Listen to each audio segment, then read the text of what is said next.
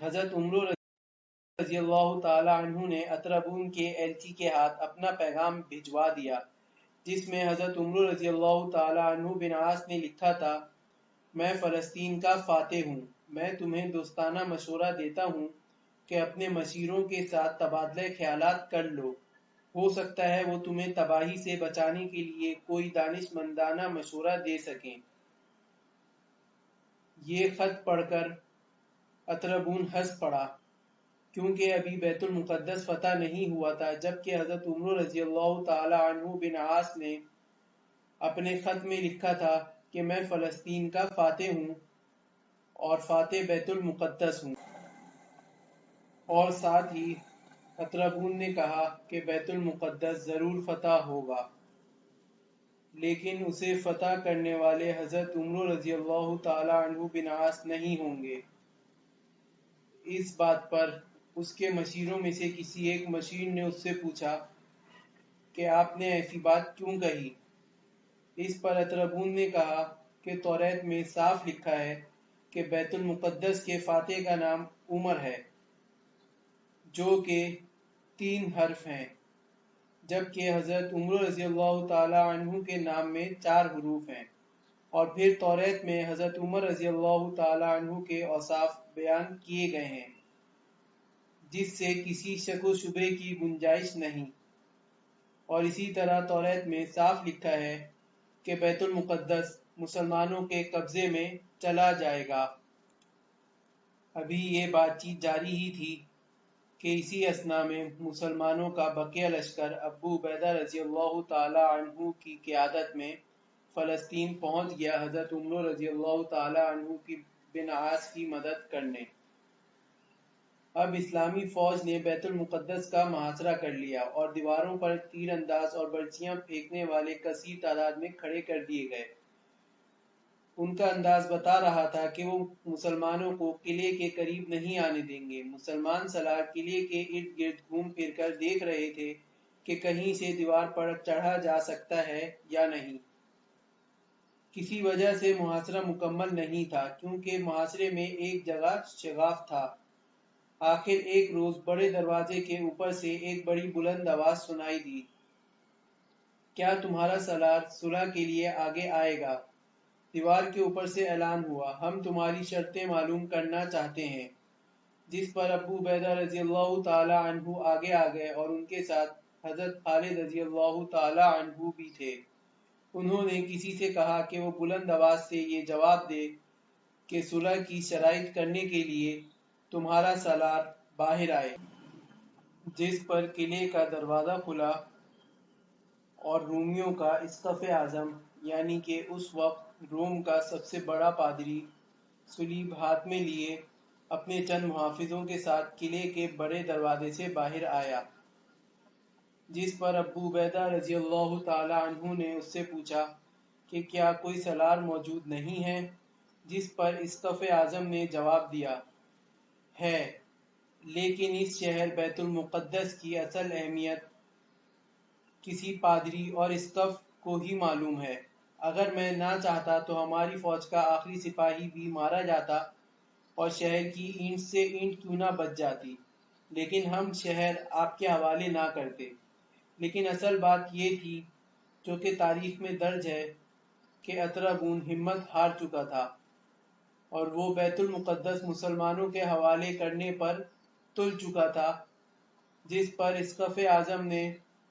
خود اپنے ہاتھ سے مسلمانوں کو بیت المقدس کی چابیاں دینے کا فیصلہ کیا۔ اسقف اعظم نے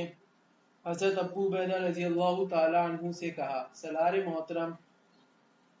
یہ جانتے ہوئے کہ صلح کی شرائط آپ کے ساتھ ہی طے کی جا سکتی ہیں،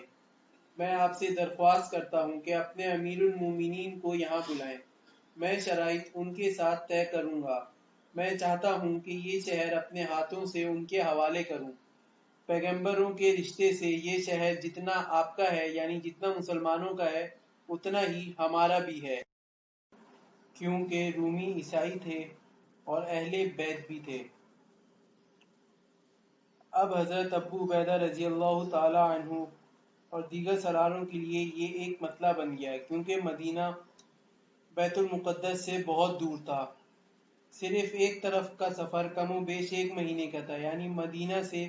فلسطین آنے کا سفر ہی 1 مہینے کا تھا اور واپس جانے کا سفر بھی 1 ہی مہینے کا، یعنی مدینہ سے فلسطین آنے اور فلسطین سے مدینہ جانے کا سفر 2 مہینے کا تھا۔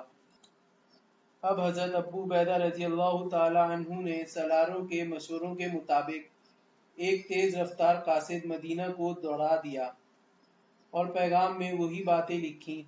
جو اسقف اعظم نے کی تھیں۔ پیغام مدینہ پہنچا ہی تھا کہ وہاں خوشی کی ایک لہر دوڑ گئی۔ حضرت عمر رضی اللہ تعالی عنہ کی خوشی کی انتہا نہ تھی۔ انہوں نے اپنے مشیروں سے مشورہ کیا کہ مجھے کیا کرنا چاہیے، کیا میرا جانا بہتر ہے یا نہ جانا بہتر ہے؟ حضرت عثمان رضی اللہ تعالی عنہ بن عفان نے کہا، تمہارے نہ جانے سے رومی سمجھیں گے کہ تم نے انہیں کوئی اہمیت نہیں دی اور تم اتنے طاقتور ہو کہ صلح کی تمہیں پرواہ ہی نہیں۔ اس سے رومیوں پر یہ اثر ہوگا کہ وہ ہمارے مقابلے میں اپنے آپ کو حقیر جانیں گے اور جزیہ ادا کر کے ہماری اطاعت قبول کر لیں گے، اس لیے تمہارا نہ جانا بہتر ہے۔ جس پر حضرت علی رضی اللہ تعالی عنہ نے کہا کہ امیر المومنین کا جانا ہی بہتر ہے، کیونکہ مجاہدین ایک عرصے سے اپنے گھروں سے نکلے ہوئے ہیں اور امیر المومنین جب ان کے بیچ میں جائیں گے تو اس سے مجاہدین کے حوصلے بڑھ جائیں گے۔ باقی لوگوں نے بھی حضرت علی رضی اللہ تعالی عنہ کا ساتھ دیا اور یوں حضرت عمر رضی اللہ تعالی عنہ ایک اونٹنی پر مدینہ سے روانہ ہوئے اور 1 مہینے سے بھی کم عرصے میں فلسطین میں موجود ایک مقام جابیہ جا پہنچے، جہاں ابو عبیدہ رضی اللہ تعالی عنہ نے ان کا استقبال کیا۔ امیر المومنین جابیہ پہنچے تو ابو عبیدہ رضی اللہ تعالی عنہ، حضرت خالد رضی اللہ تعالی عنہ اور حضرت یزید رضی اللہ تعالی عنہ کو وہاں دیکھ کر حیران ہوئے اور انہوں نے پوچھا، کیا تم نے ایلیا بیت المقدس کا محاصرہ اٹھا لیا ہے؟ جس پر ابو عبیدہ رضی اللہ تعالی عنہ نے کہا کہ ہم محاصرہ عمر رضی اللہ تعالی عنہ بن العاص کے سپرد کر آئے ہیں، محاصرہ مضبوط ہے، ہم آپ کے استقبال کے لیے یہاں موجود ہیں۔ امیر المومنین حضرت عمر رضی اللہ تعالی عنہ کی حالت یہ تھی کہ موٹے کپڑے کا کرتا پہن رکھا تھا جو اتنا بوسیدہ ہو چکا تھا کہ اس میں کئی پیوند لگے ہوئے تھے، جسے دیکھ کر فلسطین میں موجود ایک پادری نے انہیں کہا کہ جب آپ بیت المقدس شہر میں داخل ہو رہے ہوں تو ذرا اچھے کپڑے پہن لیں اور گھوڑے پر سوار ہو جائیں تاکہ رومیوں کی نگاہ میں آپ کی عظمت بڑھ جائے۔ جس پر حضرت عمر رضی اللہ تعالی عنہ نے اس پادری کو جواب دیا کہ ہمیں اللہ نے جو عزت بخشی ہے وہ صرف اسلام کے صدقے سے بخشی ہے۔ اسلام میں لباس اور گھوڑے کی عظمت اور عزت کا باعث نہیں بن سکتے، ہمیں ایسی چیزوں کی ضرورت نہیں، عظمت انسان کی ہوتی ہے، لباس اور اعلیٰ نسل کے گھوڑے کی نہیں۔ جب حضرت عمر رضی اللہ تعالی عنہ بیت المقدس پہنچے تو اسقف اعظم جس کا نام صفرنوس تھا خود حضرت عمر رضی اللہ تعالی عنہ کے استقبال کے لیے باہر آیا اور عزت و احترام سے اپنے یہاں لے گیا۔ توقع تو یہ تھی کہ مذاکرات ہوں گے، دونوں فریق اپنی اپنی شرائط پیش کریں گے اور بحث و مباحثہ ہوگا اور شاید پھر بھی مذاکرات کامیاب نہ ہوں، لیکن ہوا یہ کہ اسقف اعظم صفرینوس نے کہا کہ معاہدے کی شرائط حضرت عمر رضی اللہ تعالی عنہ اپنے ہاتھ سے لکھیں۔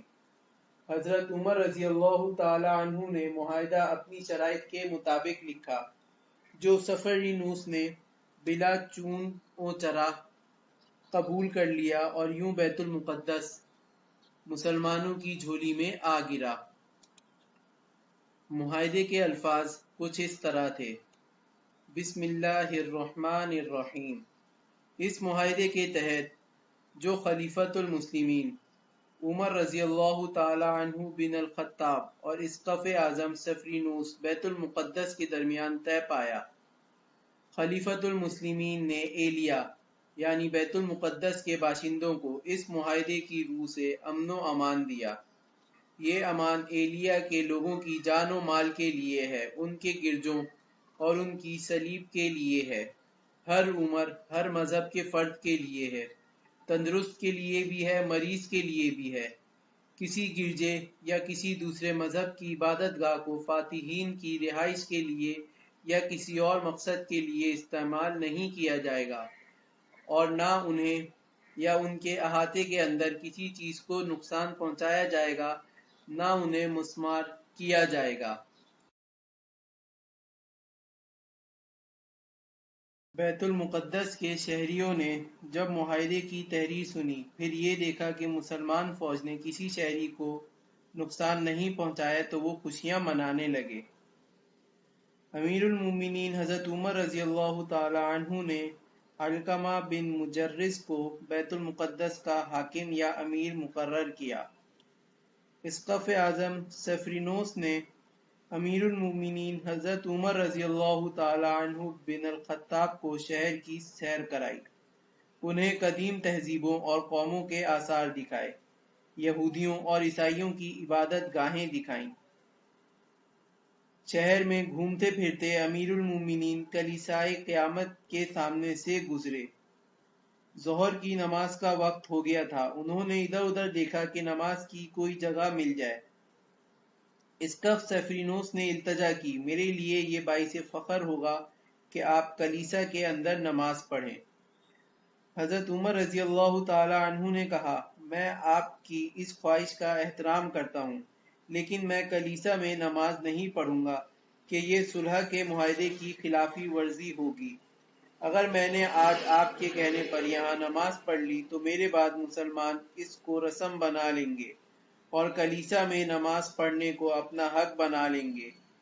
کلیسائے قیامت وہ جگہ ہے جہاں حضرت عیسیٰ علیہ السلام کو مصلوب کیا گیا تھا۔ یہ کلیسا یہاں پر تعمیر کیا گیا تھا، اس سے آگے کلیسائے قسطنطین تھا۔ اسقف نے اس کے دروازے پہ مصلی بچھا دیا، لیکن امیر المومنین نے وہاں بھی نماز نہ پڑھی۔ اس کے بعد امیر المومنین حضرت عمر رضی اللہ تعالی عنہ نے براق باندھنے کی جگہ کے قریب فاتحین صحابہ رضی اللہ تعالی عنہم اجمعین کے ساتھ نماز ادا فرمائی۔ امیر المومنین اور ان کے سالار حیران تھے کہ اطربون کہاں گیا۔ آخر امیر المومنین حضرت عمر رضی اللہ تعالی عنہ نے اسقف اعظم سفرینوس سے پوچھ ہی لیا تو جواب ملا کہ اطربون اپنے ساتھ کچھ فوج لے کر رات کے اندھیرے میں نکل گیا تھا اور اس کی منزل مصر ہے۔ مطلب یہ کہ اطربون مسلمانوں کی پے در پے فتوحات اور طوفانی پیش قدمیاں دیکھ کر جان گیا تھا کہ یہ مسلمان بیت المقدس بھی لے لیں گے اور اس کی فوج کا قتل عام ہوگا، تو وہ رات کے اندھیرے میں اپنی فوج کو بچا کر بیت المقدس سے رفو چکر ہو گئے، اور حضرت عمر رضی اللہ تعالی عنہ اپریل 637 عیسوی ماہ ربیع الاول 12 ہجری کو بیت المقدس میں 10 دن قیام کر کے رخصت ہوئے، اور یوں مسلمانوں کے ہاتھوں بیت المقدس فتح ہوا اور اللہ تعالیٰ نے بیت المقدس کو مسلمانوں کی سلطنت میں شامل کرایا حضرت عمر رضی اللہ تعالی عنہ کے دور خلافت میں۔ ویورز، یہاں ہم تاریخ بیت المقدس ایپیسوڈ 2 کا اختتام کرتے ہیں، اور نیکسٹ ایپیسوڈ یعنی تاریخ بیت المقدس ایپیسوڈ 2 میں ہم آپ کو بتائیں گے کہ کس طرح بیت المقدس مسلمانوں کے ہاتھ سے نکلا اور اس پر عیسائیوں کا قبضہ ہوا اور اسے پھر کس مسلمان نے آزاد کرایا۔ آپ لوگوں سے گزارش ہے کہ ہمارے چینل سنو سمجھو اور جانو کو سبسکرائب کیجیے، ویڈیو پسند آنے کی صورت میں لائک کیجیے اور دوستوں کے ساتھ شیئر کیجیے، اور بیل کے آئیکن کو ضرور پریس کیجیے تاکہ ہماری ہر نئی آنے والی ویڈیو کا نوٹیفیکیشن آپ کو ملتا رہے۔ ہمیں امید ہے آج کی ہماری یہ ویڈیو آپ کو ضرور پسند آئی ہوگی، اور کمنٹ سیکشن میں کمنٹ کر کے ہمیں ضرور بتا دیا کریں، اس سے ہمارا حوصلہ بڑھتا ہے اور ہمیں آپ کے لیے زیادہ سے زیادہ اچھی ویڈیوز بنانے کا حوصلہ ہوتا ہے۔